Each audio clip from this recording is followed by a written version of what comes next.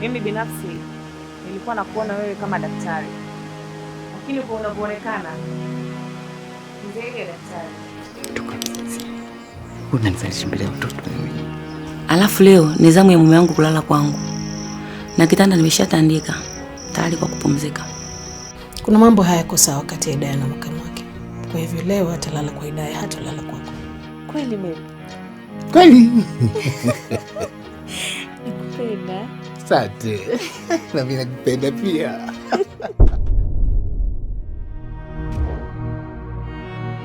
Ni chaguo rahisi kufanya maamuzi magumu. Unaweza kupambana au ukakimbia.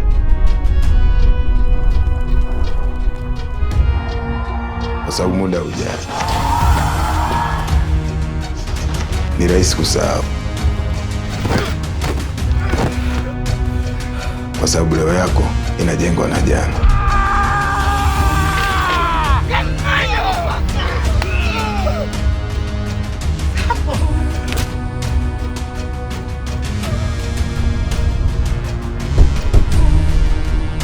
Jambo la muhimu,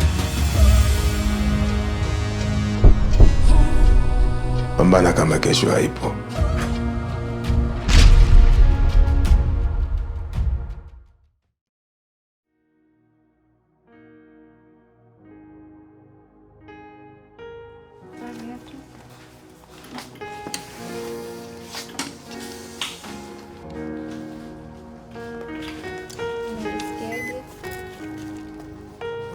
Nisikia mara moja.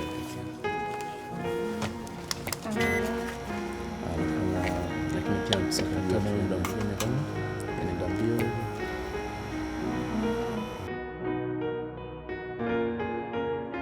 Ni kijana wangu ambaye alikuwa masomoni, alikuwa nje.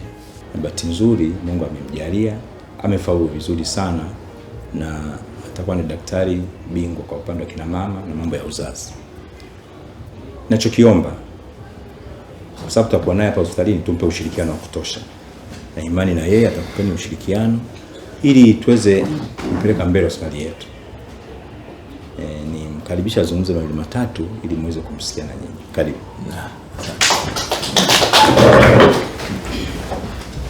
Habari bodi ya wakurugenzi.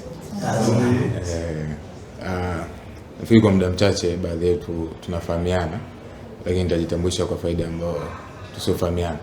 Kwa majina mimi naitwa Dr. Bunji Mbeu, ni daktari bingwa wa afya ya uzazi na mwanamke. Kwanza kabisa niseme mimi nashukuru sana kwa nafasi hii ambayo nimeweza kupatiwa. Najua mshukuru Mungu nimezaliwa katika familia ya madaktari. Kwa hiyo hata ukuaji wangu mkubwa nilikuwa nikimwangalia sana baba. Unajua ukiongelea changamoto ya uzazi kwa mwanamke, hiyo ni changamoto ya jamii nzima. Na usipoboresha afya ya mwanamke ya uzazi, basi hakuna mimi, hakuna wewe. Kwa kutokana na elimu ambayo mimi nimeweza kuipata, nitahakikisha kwamba mwanamke yote ambaye atakuja na changamoto ya uzazi kwenye hospitali yetu, basi hii hospitali ndio itakuwa solution, na akitoka hapa akienda huko yeye atakuwa mfano bora wa kuweza kuitangaza hospitali yetu na kusema kwamba ile hospitali ni hospitali bora na si bora hospitali.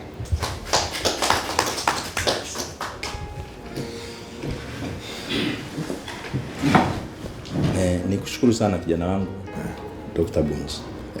Nadhani umepita mle kwamba uko kwenye familia ya madaktari, basi na imani utalikamilisha hili. Na kazi itakwenda vizuri ili hospitali yetu iwe ya mfano.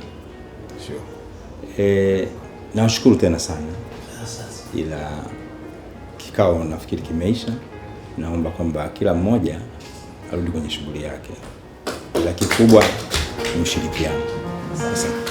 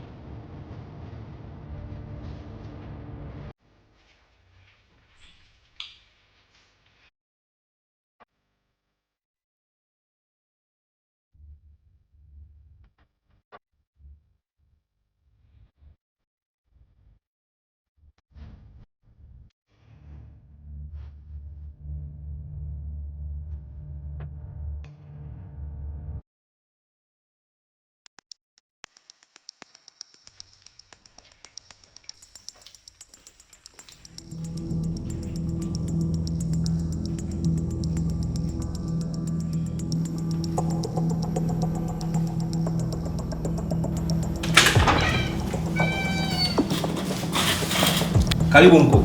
Asante. Karibu sana. Asante.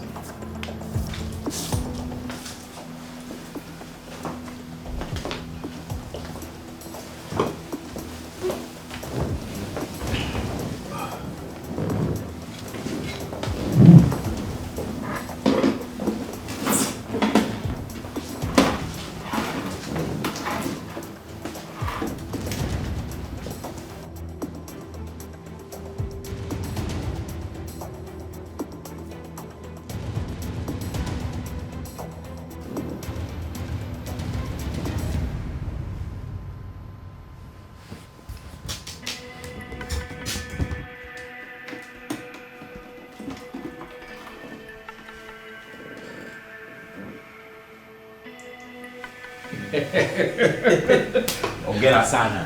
Asante sana.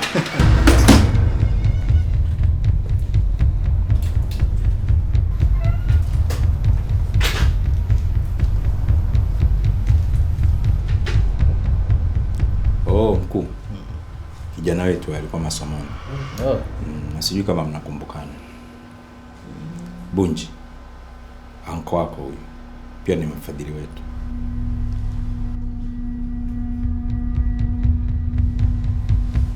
Habari. Mimi ni mjomba wako.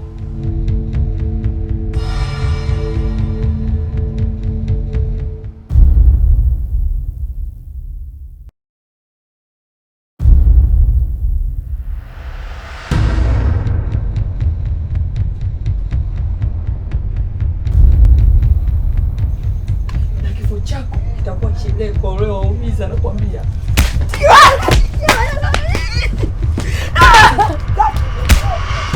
Sitaki niache.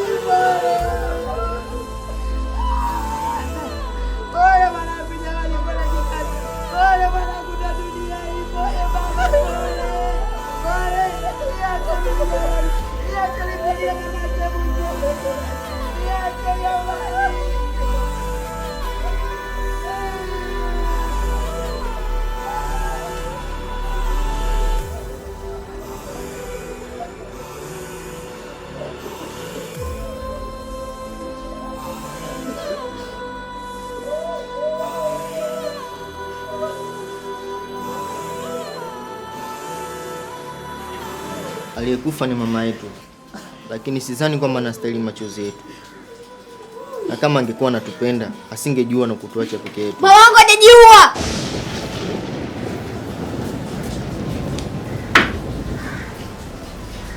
Kuna nini? Nini kinaendelea hapa msibani?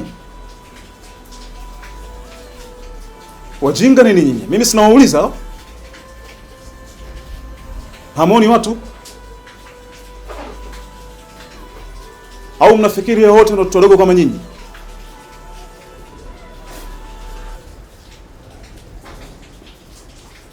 Mimi sinawauliza nyinyi.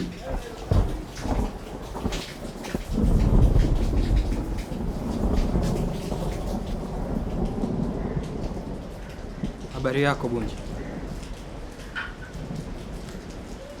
Mimi ni mjomba wako.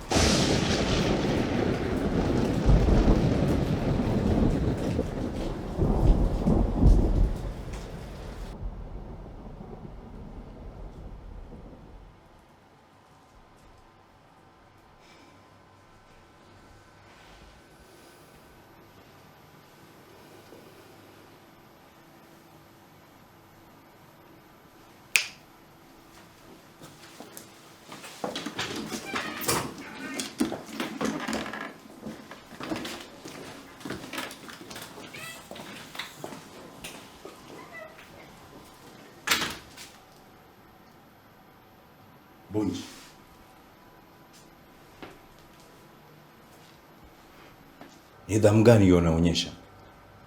Hivi unajua umuhimu wa Mr. Kiondo kwenye hospitali yetu?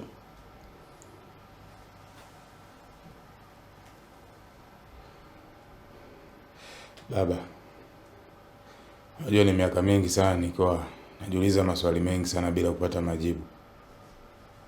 Na imeniumiza sana.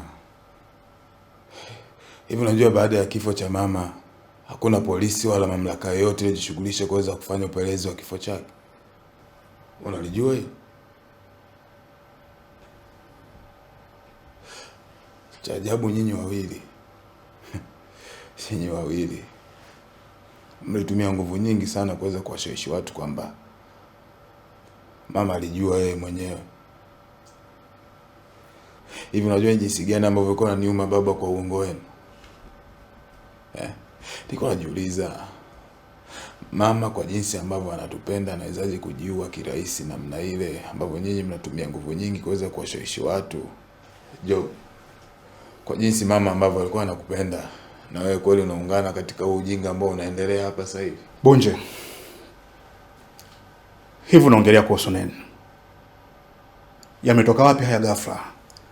Mbona sikuelewi? Uelewi? Who is this man? Huh? Tell me, who is this guy? Na anahusika nini kwenye hospitali yetu? Bunje, sitaongea tena kuhusu kifo cha mama yako. Maana imekuwa ni hadithi ya mara kwa mara. Baba, niambie ukweli. Huyu jamani nani? Na anahusika vipi kwenye hospitali yetu? Hicho ndio kitu pekee ambacho nataka kukijua.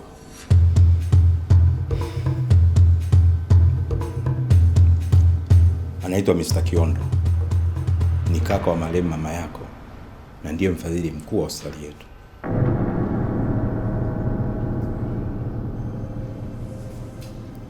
Ndio.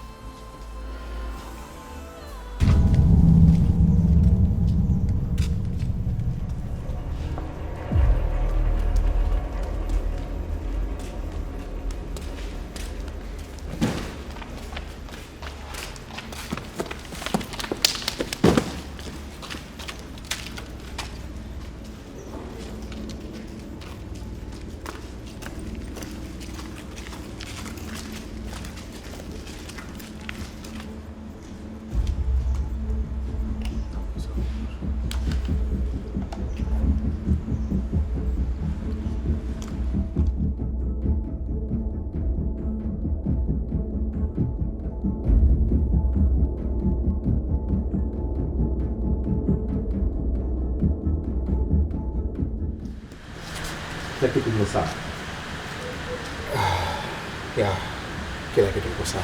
Hakuna ambacho kiko sawa.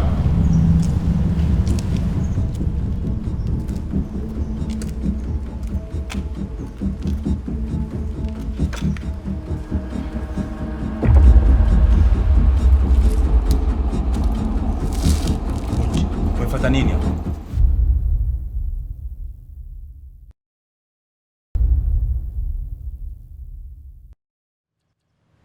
Ndio biashara yenu, si ndio? Na ndio maisha ambayo nataka tuishi baba, si ndio? Siku zote umekuwa ukiniasa sana na kunisisitiza kwamba niweze kufuata ndoto yako ya kuwa daktari. Ni kweli. Niliachana na ndoto yangu nikiamini kwamba udaktari ni ndoto ya familia. Lakini kumbe ndoto yenyewe ndio hii baba. Yaani unatumia hospitali yetu kuweza kutengenezea vidonge vyenye madawa ya kulevya. Na mbaya zaidi, natumia miili ya binadamu tena vijana kama mimi tukuweza kusafirisha biashara yako ya kijinga baba. Wasi ni vijana kama mimi. Natamani mimi mwanao niweze kuwa msafi, niweze kuwa mtu mzuri, mfano kwenye jamii. Vipi kuhusu hao? Bunji, sikuzaliwa na baba tajiri kama nyinyi, na wala sikuwa na vitu vya thamani vya kurithi kama nyinyi. Unadhani ningewezaje kumiliki kasri kama lile nalomiliki bila ya kuwa na shughuli ya pembeni? Job, vipi kama mama angekuwepo? Nisi angejisikiaje kuona unafanya ambao unayafanya sasa hivi? Nisi angejisikiaje?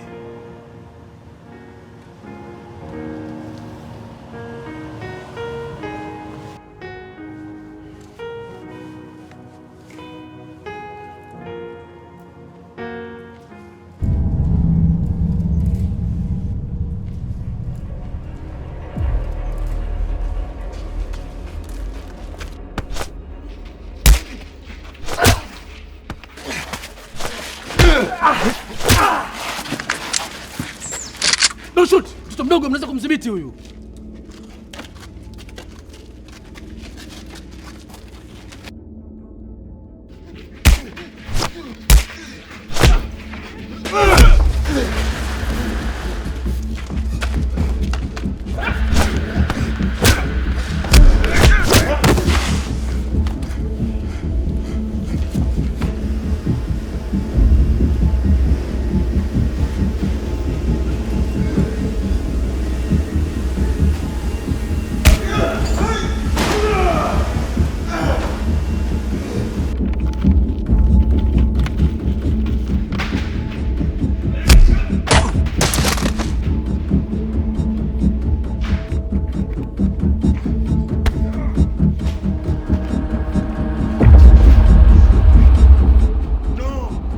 Acha mkuu.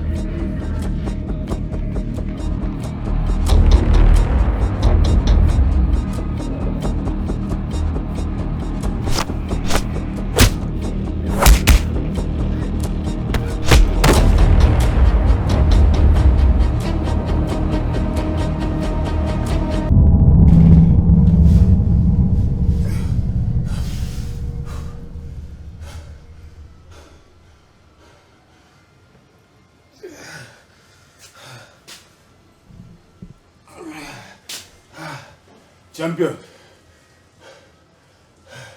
Champion. Champion.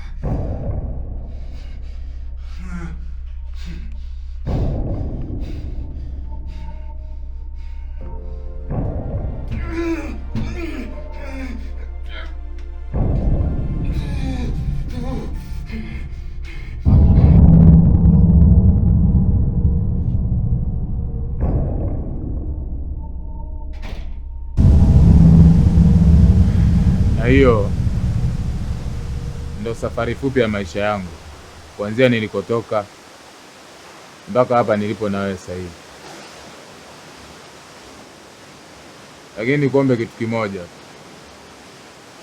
hayo yote ambayo nimeweza kukuelezea ibaki kuwa siri yako, kwa sababu kwa sasa nahitaji kwanza maisha mapya. Wale wote ambao nilikuwa nao nyuma huko sihitaji wajue nilipo, wala sihitaji kujihusisha na maisha yao tena.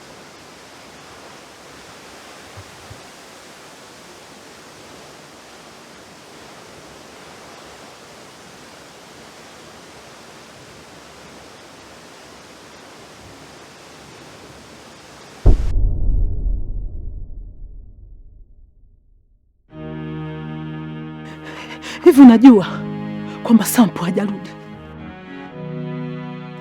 Umemweka karibu kaka yako ili kujenga akili yake katika familia. Ana moyo mwepesi sana. Umefanya vile kwa ajili ya kumkomaza. Sasa kama unajua na moyo mwepesi, kwa nini umeweka karibu yetu? Kwa sababu hakuna mtu anaweza kuingia Guantanamo na kuchukua mateka kirahisi namna hii.